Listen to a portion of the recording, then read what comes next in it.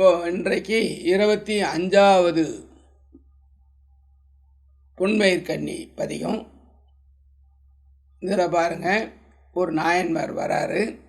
அந்த நாயன்மாருடைய அதாவது ஒரு நாயன்மார் ஒருத்தரும் சாதாரணமாக சிவபெருமான் செலக்ட் பண்ணலை. சிவபெருமானே செலக்ட் பண்ணி தான், தேர்வு செஞ்சு தான் சிவனுடைய ஒரு அடுத்த ஒரு பிம்பமாக பிரதிநிதியாக தான் அந்த 63 பேர் உட்கார வைக்கிறார். ஒருத்தருமே ஒரு விடாப்பிடி வைராகியம் சாதனை பண்ணுறாங்க. நம்மக்கிட்ட பக்திங்கிறது பார்ட் டைமில் இருக்குது. அது கொஞ்சம் இவங்களெல்லாம் கேட்டு இந்த மாதிரி பாடல்களை கவனித்து பார்த்து இதை போல் நம்ம செய்யறதுக்கு கொஞ்சம் பழகணுன்னு தான் இந்த நிகழ்ச்சியில் ஏதோ என்னை பாம்பன் சாமி சொல்ல வைக்கிறார். எனக்கு இதில் ஒரு ஐடியா கிடையாது. நான் இந்த பாட்டை படிக்கும்பொழுது இந்த பாட்டு இது மாதிரி சண்முகவாசன் சொல்லிட்டோமே, அதே போல் பொன்மயிர்கண்ணி 40 நாளைக்கு சொல்லலாம் அப்படின்னு தான் எடுத்தேன். அப்புறம் பார்த்தேன், ஏதோ கோயிலில் மருந்தீஸ்வரரை சுற்றி வரும்பொழுது இந்த 63 நாயன்மாரில் இருக்காங்களே, இந்த புத்தகம்லாம் நம்மகிட்ட இருக்கேன், இந்த புத்தகத்தில் ஏதாவது சொல்லலாமே அப்படின்னு நினச்சேன். அப்புறம் இதுக்கும் அதுக்கும் பொருந்துறா போல் ஏதாவது வருதான்னு பார்த்தேன். அதாவது எல்லாமே பொருந்துது. ஆனால் நான் அதில் கொஞ்சம் தான் எடுத்து சொல்கிறேன். 40 பாட்டு, 63 நாயன்மார்கள், அது இல்லாமல் நம்ம சொல்ல குமாரத்தேவர், சிதம்பரம் சாமி, இந்த மாதிரி பாம்பன் சாமி வரலாறு, இதெல்லாம் வேறு கொஞ்சம் இடையில நுழைக்கிறேன். 63 நாயன்மாருக்கும் 100 கதைகள், 200 பாட்டு வேணும், பொன்மயிர்கண்ணி வேணும்னா. இது 40 கண்ணி தான் கிடச்சிது, நமக்கு சாமி அருளியிருக்காங்க. அதில் நம்ம 25வது கண்ணி பொன்மயிர்கண்ணி, அதை படிக்க போகிறோம். இதில் பாருங்கள், மந்திரங்கார்மயல் வசப்படானை பிடிக்க தந்திரம் அது ஒன்று எனக்கு சாற்றாய் நீ பொன்மையிலே. மந்திரங்களை சொல்லி ஜவுமணி அதில் அதன் மூலமாகவே இறைவனை படிச்சு முடியுமா? மந்திரங்கார்மயல் வசப்படானை பிடிக்க, அது மந்திரத்துக்கும் வசப்படலை. நான் சரவணபவா சொல்லியிருக்கேன். நமச்சிவாய சிவாய நம அப்படின்னு சொல்லின்னு இருக்கிறேன். அதில் இறைவன் வந்துடுவானா? மந்திரங்கார்மயல் வசப்படானை, அதுக்கு வசப்படலை அந்த முருகன். அப்போது அந்த சிவன் அப்போது வசப்பட வைக்கணும். அது பிடிக்க தந்திரம் அது ஒன்று எனக்கு சாற்றாய் நீ பொன்மையிலே. அதுக்கு ஒரு தந்திரம் சொல்லிக் கொடு முருகா அப்படின்னு கேட்குறாரு. எப்படி இருக்குது பாருங்களேன். என்ன மந்திரம் சொன்னாலும் எனக்கு முருகன் வரல. எவ்வளோ பேர் கேட்குறாங்க, எனக்கு ஏதாவது மந்திரம் பண்ணி கொடுங்க, அந்த மந்திரம் பண்ணிட்டாங்க, இந்த மந்திரம் செய்யுங்க அப்படின்றாங்க. எந்த மந்திரத்துக்கும் இறைவன் வசியப்படலை. அப்போது அதுக்கு ஒரு இறைவனை பிடிக்கிறதுக்கு ஒரு தந்திரம் வேணும். மந்திரம், தந்திரம், எந்திரம் அப்படின்னு சொல்லுவாங்க. அந்த வகையில் தந்திரம் இப்படி ஒரு ஒரு 63 நாயன்மாரில் ஒரு நாயன்மார் இருக்கார். அவர் எங்கே இருக்கார்? திருக்கடையூரில் இருக்கார். வேடிக்கை என்ன, திருக்கடையூரில் தான் நிறைய பேர் வராங்க. அவங்களுக்கு நல்லா வசதியெல்லாம் இருக்குது, சொத்துக்கள்லாம் இருக்குது, விவசாயம்லாம் நல்லா இருக்குது. அவர் நம்மளோட விவசாயம் பண்ணிகிட்ருக்காரு.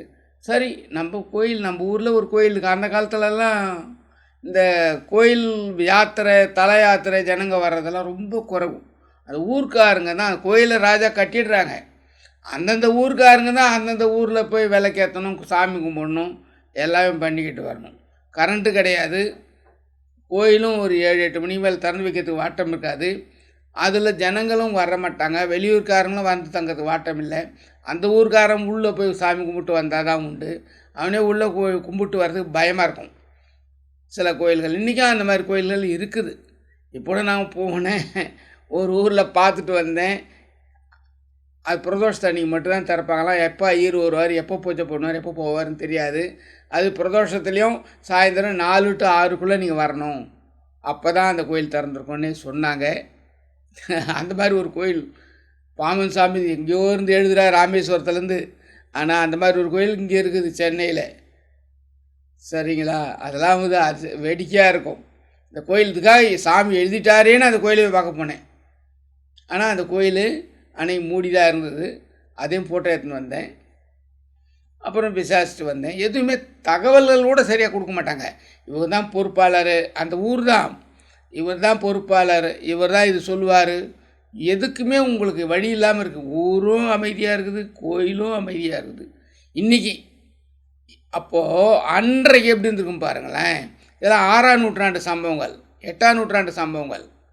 அப்போ எப்படி இருந்து பாருங்களேன். அப்போ திருக்கடையூர் கோயில், அந்த கோயிலில் இந்த மந்திரம் கார்மயல் வசப்படானை பிடிக்க தந்திரம் அதொன்று எனக்கு சாற்றாயினி பொன்மையிலே குங்குளிய நாயனார்னு ஒருத்தர் வாடுறார்.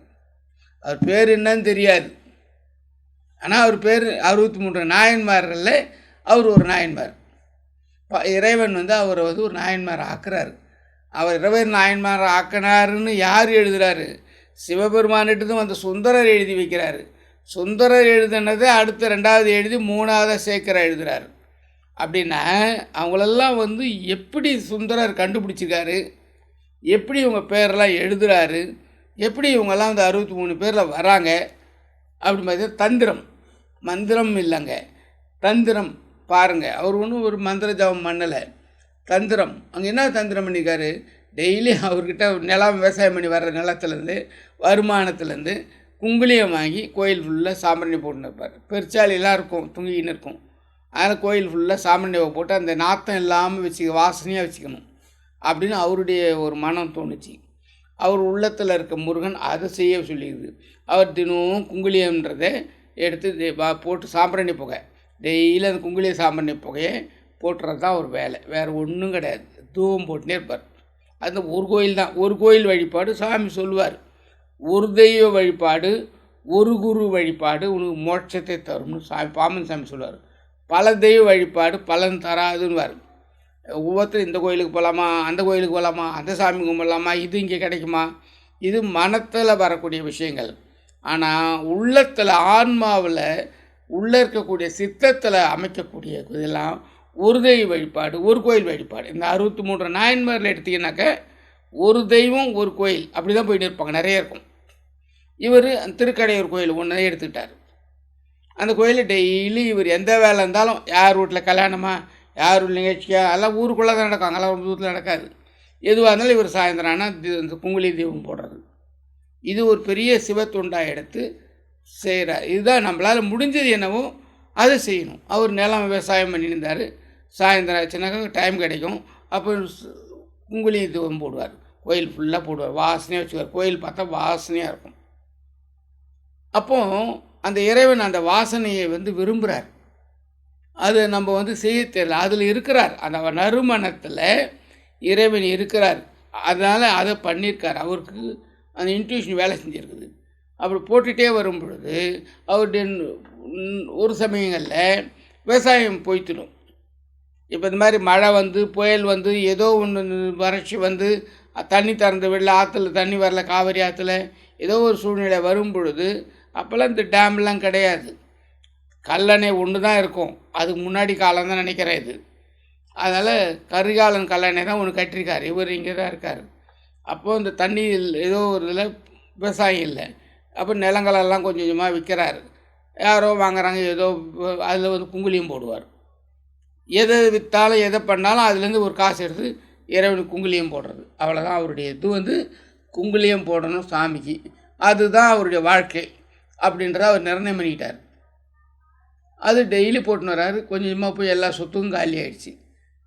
மாடு கன்று எல்லாம் விற்று அதுவும் காலி ஆகிடுச்சு, நகைகள் விற்று காலி ஆகிடுச்சு, எதுவுமே இல்லை, வீட்டுக்கே எதுவும் இல்லை, சாப்பிட்றதுக்கே வசதி கிடையாது. அந்த நிலைமையில் யோசனை பண்ணிகிட்ருக்காரு, என்ன பண்ணுறது அப்படின்னு யோசிக்கும் பொழுது, அப்போது அந்த அம்மா என்ன பண்ணுறாங்க, மனைவி தன்னுடைய மாங்கல்யத்தை எடுத்து கொடுக்குறாங்க. அந்த காலத்தில் ஒரு பெண்ணு மாங்கல்யத்தை எடுத்து கொடுக்குறாங்க.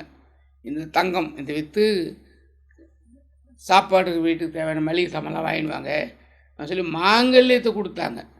அந்த காலத்தில் மாங்கல்யத்தை தொடர்றதே பெரிய விஷயம். அதை வாங்கவும் மாட்டான், விற்கிறதும் கஷ்டம் அந்த காலத்தில். அந்த காலத்தில் மாங்கல்யத்தை எடுத்து போனார், எங்கேயோ விற்கிறாரு, அந்த ஊருக்குள்ளே தான் விற்க முடியும். அதுக்கப்புறம் பணம் கையில் வந்த உடனே இவருடைய பழக்க வாசனை வந்துடுச்சு. குங்குளியம் மூட்டை எடுத்து வரான். இவரை பார்த்தோன்னே குங்குளியம் வாங்கலையான்னு கேட்டான். இவர் இருக்கிற பணத்தை தான் குங்குளியம் மூட்டை மூட்டையாக வாங்கிட்டார். இவரை பார்த்த உடனே இவர் தான் குங்குளியன்ற ஒரு பிராண்டு வந்துடுது இல்லைங்களா, அதனால் இவர்கிட்ட குங்குளியத்தை கொடுத்துட்றான். எல்லாத்தையும் இருக்கிற பணத்துக்கு மொத்தத்தும் குங்குளியம் மூட்டை மூட்டையாக வாங்கிட்டார். மாங்கல்யத்தை விற்று வீட்டுக்கு சாமானை வாங்கினுவாயான்னு நினச்சா இவர் அந்த வாசனை அங்கே போய் குங்குளியத்தை வாங்கிட்டு மாங்கல்யத்தை விற்றுட்டார், குங்குளியமாக வாங்கிட்டு வந்துட்டார். வீட்டுக்கே போகல, கோயில் ஃபுல்லாக சாமி போட்டிருக்காரு. அப்படியே போட்டுருந்துட்டு அப்படியே டயர்டாக நைட்டு அப்படியே தூக்கிட்டார் கோயிலே. அதுக்கப்புறம் இறைவன் பார்த்தார், என்ன இந்த மாதிரி இருக்கானே, இவனுக்கு அனுகிரகம் பண்ணணுமே அப்படின்னு அந்த அம்மாவை வீட்டில் பார்க்குறாங்க. வீட்டில் பார்த்தா அவங்களாம் குழந்தைங்க, அந்த அம்மாலாம் பசியோடு கணவர் மளிகை சாமான் வாங்கின்னு எதிர்பார்த்து அவங்களும் மயக்கத்தில் தூங்கிட்டாங்க, பசி மயக்கத்தில். இவர் குங்குளியம் போட்ட மயக்கத்தில் கோயிலே தூங்கிட்டார். அந்த காலத்துலலாம் கோயிலெல்லாம் எதுவும் இந்த மாதிரி கேள்வி முறை கிடையாது அப்படின்னு நினைக்கிறேன். அதன் பிறகு இறைவன் வந்திருக்கார், கனவுல வரார். எப்பவுமே தான் இப்போ சொன்ன பாருங்கள், இறைவன் எப்பவுமே கனவுல தான் வந்துருக்கார். வந்து என்ன பண்ணுறாரு, நேராக அந்த அம்மா வீட்டில் எல்லா செல்வத்தையும் அவரே மெனக்கட்டு நிரப்பி வச்சுட்டு, அம்மா எல்லா செல்வமும் நிரப்பி வச்சுட்டேன், எல்லாத்தையும் நீ பயன்படுத்தி நல்ல மாதிரி ஆயிரு, நீ எதிர்பார்த்த உனக்கு வீட்டுக்கு தேவையானதெல்லாம் கிடைக்கும் அப்படின்னுட்டார் அந்த அம்மா கிட்ட. உடனே இவர் கனவுல வந்தார், நீ வீட்டுக்கு எழுந்து போ, எல்லாம் உனக்கு இருக்குது, அப்படி வசதியாக பண்ணியாச்சு அப்படின்றார் இறைவன். இவர் வீட்டுக்கு போனால் எல்லாம் வீடு பிரமிப்பாக இருக்குது, வீடு அவ்வளோ பிரமாதமாக இருக்குது, அவ்வளோ வசதிகளோட எல்லா பொருளாக வந்து நிற்குது. அதுலேருந்து இவருக்கு அருள் புட்டுக்கிறார், குங்குளிய நாயனார் அப்படின்னு சொல்லிட்டு இவர் பேர் வருது. அதோடு இருந்தார்னா அந்த வீட்டோடு தான் போயிருக்கும். இவர் நாயனாராக ஆகணும், 63 பேரில் ஒருத்தராக வரணும் அப்படின்னு ஒரு விஷயம் இருக்குது இல்லையா. அப்போ என்ன பண்ணணும், இது ராஜாக்களுக்கு போனால் தான் தெரியும், இதோடு போய்ட்டு தெரியாது. இவர் என்ன பண்ணுறாரு, அடுத்து பக்கத்தில் திருப்பனந்தாள்னு ஒரு ஊர் இருக்குது. அந்த திருப்பனந்தாளில் ஒரு ஊரில் இருக்கக்கூடிய சிவலிங்கம் சாஞ்சிட்டு, அதாவது சிவன் இப்படிலாம் பேடி மேஜிக் பண்ணுவார், சிவலிங்கம் சாஞ்சி நிற்கும். அந்த சிவலிங்கத்தை நிமித்தணும், திருப்பனந்தாள் அந்த ஊரில் சிவலிங்கத்தை நிமித்த முடியல. யாரால், சோழராஜாவால் நிமித்த முடியல, அவர் படைகளை வச்சு பண்ணுறாங்க, நிமித்த முடியல. அது யார்கிட்ட, சிவன்கிட்ட போய் பண்ணணும்ல. அப்போ குதிரை படை வச்சு பார்க்குறாங்க, காலாட் படை வச்சு பார்க்குறாங்க, யானை படை வச்சு பார்க்குறாங்க, சிவலிங்கம் நகரவே இல்லை, அப்படியே சாஞ்சின்னு இருக்குது. என்னடா இது இப்படி சாஞ்சி இருக்குது அப்படின்னு சொல்லி எல்லாம் ஊர் மக்கள்லேருந்து ராஜாவில் எல்லாம் வருத்தப்பட்டுருக்காங்க. அந்த சமயத்தில் குங்குளிய நாயனாருக்கு இந்த விஷயம் தகவல் வருது. இவர் நேராக போனார், ஒரு கயிறு எடுத்து சிவன் மேலே கட்டினார், இன்னொரு பகுதியை தன் கழுத்தில் கட்டினார். ஒன்று நான் இறக்கணும், இல்லை நீ வந்துடணும் அப்படிங்கிறதான் பக்தி. அதான் சாமி மாமன் சாமி அது எழுதுவார், பக்தியும் ஞானமும் பரவிடும் மார்க்கம் எத்தனையோ வகை இருக்கணும், ஈகத்தில் முக்தி தந்து அனுதினம் முழு பலன் நல்க சத்தியமாவது சரவண பவேன்வார். சத்தியம் வச்சு சொல்லுவார் சரவண பவ. இவர் அந்த பக்தியில் எடுக்கும் பொழுது அந்த ஒன்று இவர் கழுத்து போகணும், இல்லை சிவலிங்கம் வந்துடணும். இதுதான் அந்த டெக்னிக்கு. அதை பண்ணும் பொழுது கழுத்து இப்படி இழுக்கும் பொழுது சிவலிங்கம் நிமிந்துடும். எப்பவுமே சிவன் அந்த மாதிரி ஒரு கருணைக்கு உரிய ஒரு இது சிவன் தான். அந்த மாதிரி வந்துடுறார். இவர் உடனே என்ன பண்ணிடுறாங்க, 63 நாயன்மாரில் ஒருத்தராக இவரை வந்துடுறார். அதான் மந்திரங்கார்மயல் வசப்படானை பிடிக்க தந்திரம் அது ஒன்று எனக்கு சாற்றாயினி பொன்மையிலே அப்படின்னும் பொழுது இந்த பக்தி நல்லா இருந்ததுன்னா பக்தி மையாருக்கும் முக்தி கிடைக்கும். இதுதான் இங்கே கிடச்சி 63 நாயன்மாரில் பார்த்தீங்கன்னா குங்குளிய நாயனார்னு ஒருத்தர் இருப்பார்.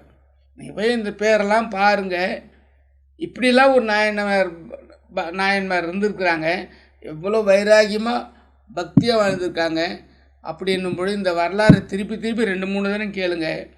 நீங்கள் தான் இனிமேல் கோயிலில் விளக்கேற்றக்கூடாதுன்னு சொன்னால் சாம்பிராணி போக போடுங்க. ஏதாவது ஒன்று நம்ம பண்ணணும், நம்ம பண்ணிகிட்டு இருக்கணும். ஆனால் நம்ம கோயிலில் வீணடிக்கக்கூடாது. நம்ம கோயிலில் நம்ம தான் பாதுகாக்கணும், அதன் மூலம் நம்ம வெற்றி பெறணும். அதுக்காக தான் நமக்கு முன்னோர்கள் இந்த மாதிரி கோயில்களெல்லாம் அமைச்சு கொடுத்துருக்காங்க. எல்லாரும் அதை வெற்றி பெறுங்கள். வாழ்த்துக்கள்.